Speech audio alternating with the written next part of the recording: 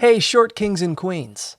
While genetics largely determine how tall you'll become, stretching and improving your posture can decompress your spine and make you appear taller, especially after sitting.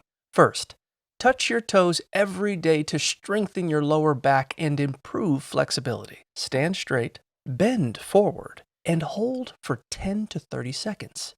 Don't worry if you can't reach your toes yet. Next, do 5 to 30 bridge exercises a day. Lay flat, bend your knees, and lift your hips to 3 big breaths to stretch your hip flexors.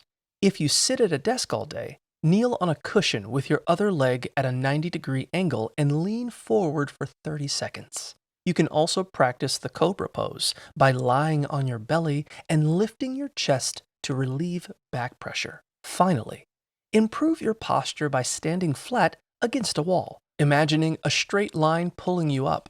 Pair these stretches with a balanced diet and plenty of sleep to maximize your full height potential.